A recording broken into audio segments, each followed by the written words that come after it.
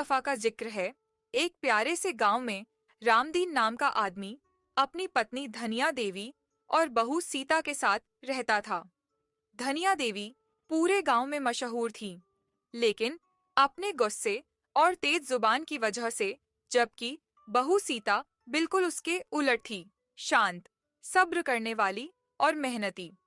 हर सुबह सीता जल्दी उठती और घर में झाड़ू लगाती, चूल्हा जलाती, पानी भरती और सास के लिए चाय बनाती। लेकिन धनिया देवी हमेशा कोई न कोई कमी निकाल ही लेती। एक दिन धनिया देवी का गुस्सा हद से बढ़ गया।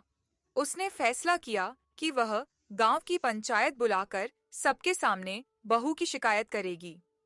चौपाल में सरपंच, गांव के बुजुर्ग और कई औरतें इकट्ठा हो गईं।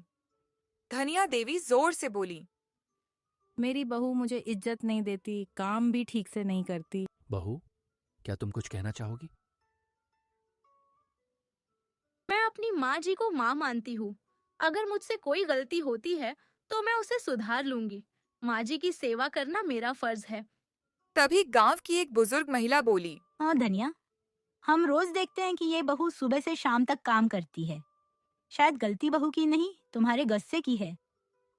सास का काम सिर्फ हुक्म देना नहीं होता, बहू को बेटी बनाना भी होता है। ये बातें सुनकर धनिया देवी की आंखों में आंसू आ गए। उसे अपनी गलती का एहसास हुआ। उसने सीता का हाथ पकड़कर कहा, मुझे माफ कर दो बेटी, मैं तुम्हारी कदर नहीं कर सकी।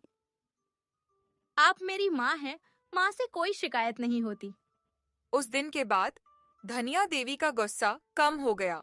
सीता को बेटी की तरह प्यार मिलने लगा और घर में सुकून आ गया। गांव वालों ने भी एक सीख ली, घर प्यार से चलता है, जोर से नहीं।